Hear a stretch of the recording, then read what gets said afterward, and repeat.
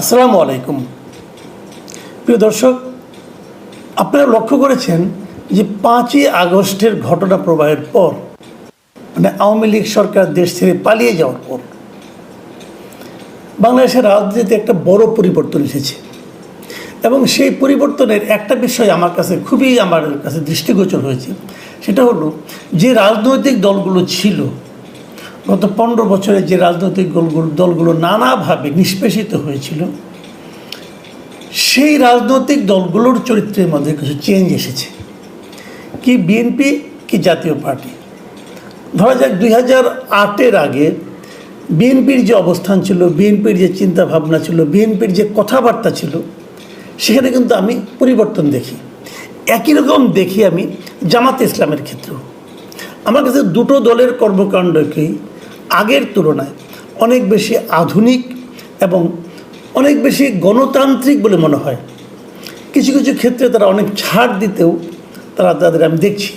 এটা খুব পজিটিভ দিক। তো বিএনপি নিয়ে আমি অনেকবার কথা বলেছি, জামাতকে নিয়ে খুব একটা বলা হয়নি। এটা নিয়ে অনেকে প্রশ্ন করেছেন, এই জামাতকে নিয়ে কেন আমি কথা বলি না, আমি কি তাহলে জামাতের দালাল হয়ে গেলাম কেনা, এটসেট্রা। আমার এখানেই করেছেন অনেকে। তো আজকে আমি জামাতকে নিয়ে কিছু কথা বলবো। আজকে যেটা বলবো সেটা হলো একটা ঘটনা নিয়ে, যে আজকে জামাতে ইসলামের আমিরের সঙ্গে ইউরোপীয় ইউনিয়নের যিনি রাষ্ট্রদূত মাইকেল মিলার, তিনি জামাতে ইসলামের আমিরের সঙ্গে দেখা করতে গিয়েছিলেন। একটু বলে নেই, আমি চেষ্টা করবো আগামীকালকে জামাতের আরেকটা বিষয় নিয়ে কথা বলতে। ওটা জামাতের একটা কাজ আমার খুব পছন্দ হয়েছে, সেই পছন্দটা নিয়ে কালকে আমি কথা বলবো। আমরা আশা করবো কালকে অনুষ্ঠানটা আপনারা দেখবেন। যাই হোক, আজকে যেটা বলছিলাম সেটা বলি।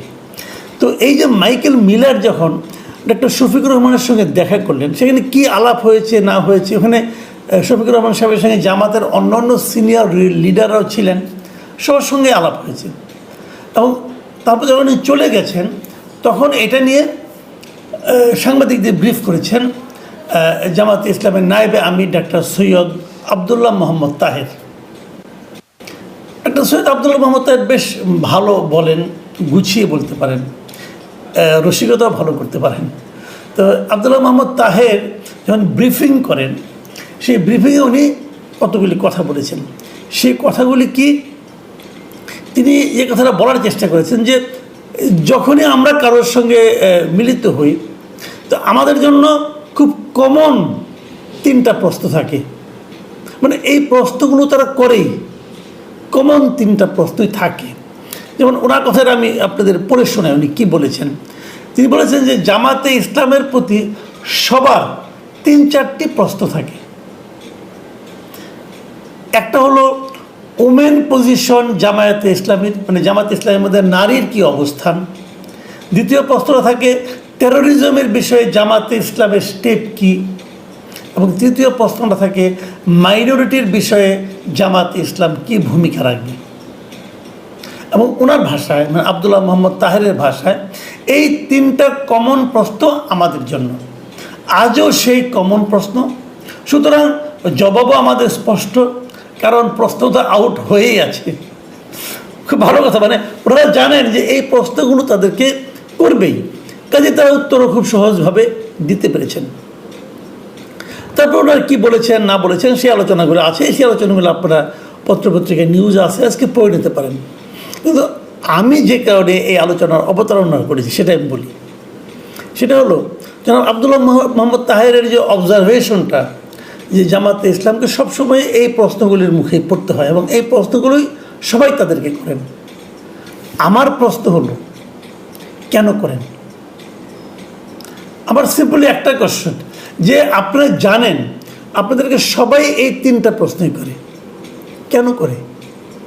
আপনাদের প্রশ্ন কমন পড়ে, আপনারা 3টা যেহেতু কমন প্রশ্ন, আপনারা তো উত্তরগুলো আগের থেকে প্রিপেয়ার করে রাখেন এবং খুব গুছিয়ে নিশ্চয়ই খুব বুদ্ধিমত্তার সঙ্গে জবাবগুলো দেন। তারপরেও একই প্রশ্ন আপনাদেরকে কেন করা হয়?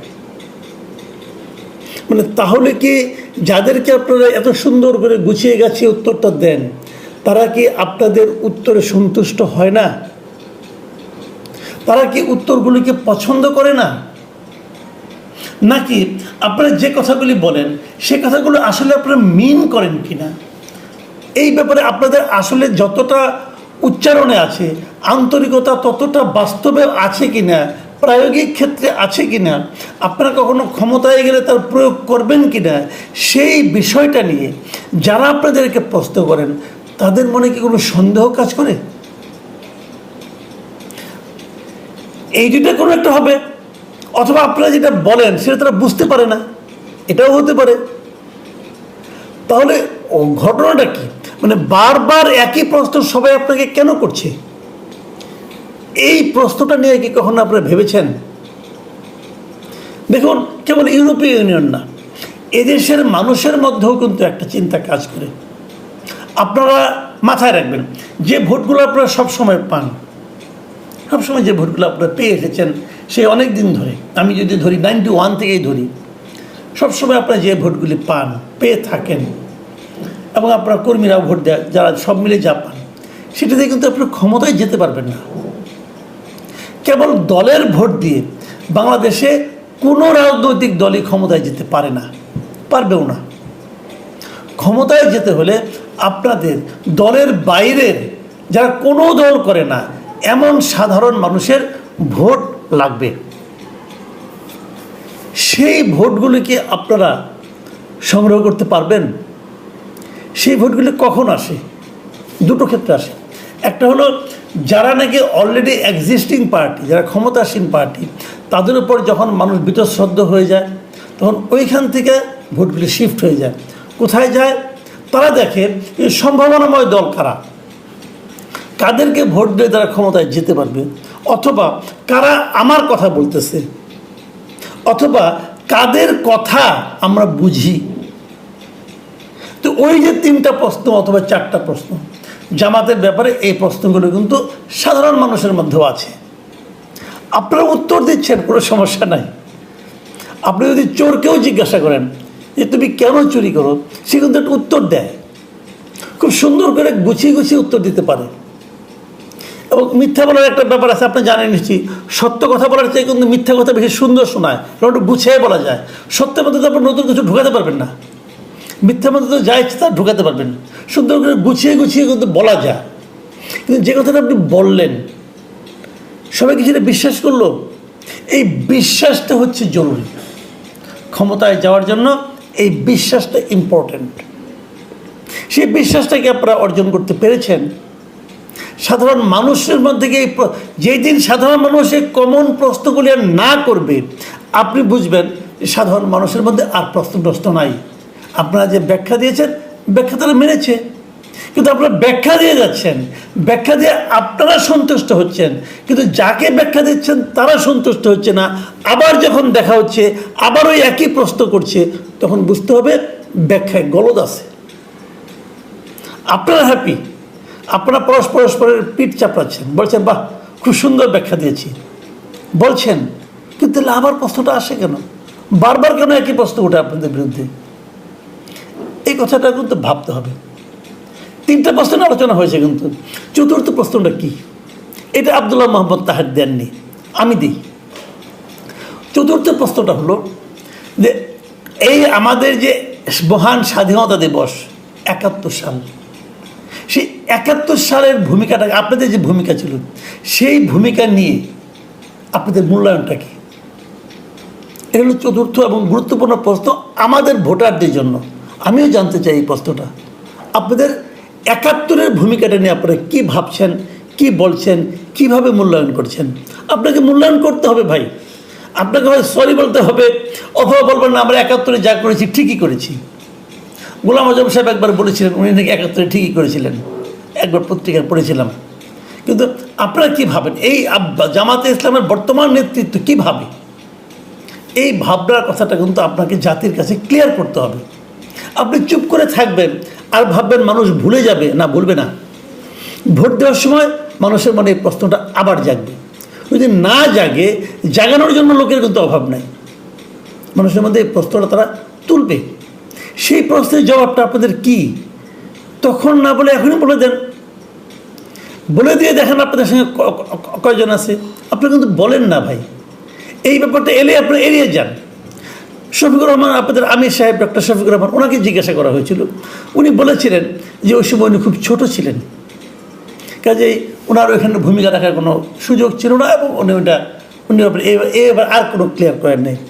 শফিকুর রহমানের এই বক্তব্যের পর, আমি এটা বলে শেষ করি আমার কথাটা, শফিকুর রহমান সাহেবের এই বক্তব্যের পর উনি যখন ছোট ছিলেন, যখন বলেছিলেন, হ্যাঁ হতে পারে ওনার বয়স থেকে ছোটোই থাকার কথা, এই বক্তব্যের পর একজন প্রবীণ অধ্যাপক, আমি নামটা বললাম না, নাম বলে সবাই চিনবেন, তো উনি একদিন ওনার মানে কয়েকজন বন্ধু বান্ধব পরিচিত লোকের সঙ্গে আলাপ প্রসঙ্গে বলছিলেন, এটা আমার কেন এসেছে, আমার কাছে খুব ভালো লেগেছে বলে আপনি রিপিট করছি। উনি বলেছিলেন যে জামাতকে জিজ্ঞাসা করেন, জামাত অনেক কিছু জানে, জামাতের লোকজন পড়াশোনা করেন, তারা দুনিয়ার সব জানে, পৃথিবীর সৃষ্টি থেকে অন্ত জিজ্ঞাসা করেন, তারা বলতে পারবে, তারা জানে। 24-এর যে আন্দোলন কীভাবে হলো জিজ্ঞাসা করেন, তারা সেটাও জানে। এই আন্দোলনে তাদের কি ভূমিকা ছিল জিজ্ঞাসা করেন, তারা সেটাও জানে। এই যে সংস্কার প্রস্তাবগুলি আসছে, এই সংস্কার প্রস্তাবগুলি কি হওয়া উচিত সেটাও তারা জানে, কি সংস্কার প্রস্তাবে অসঙ্গতি কি সেটাও তারা জানে, তারা সব জানে। কেবল 71-এর প্রসঙ্গ উঠলে বলে কি আমরা ছোট ছিলাম। এত ছোট থাকলে তো চলবে না, জানার জন্য ছোট থাকা দরকার না, আপনি পড়ে নেন, বলেন, বলতে তো হবে। আর যদি আপনি ছোট থাকেন তাহলে ভোটের সংখ্যাও কিন্তু ছোট হয়ে যাবে। প্রিয় দর্শক, এখন এ পর্যন্তই। আমি জামাত নিয়ে আগামীকালকে আরেকটা প্রোগ্রাম করব, আশা করি সেটা দেখবেন। ভালো থাকবেন আপনারা, আল্লাহ হাফেজ।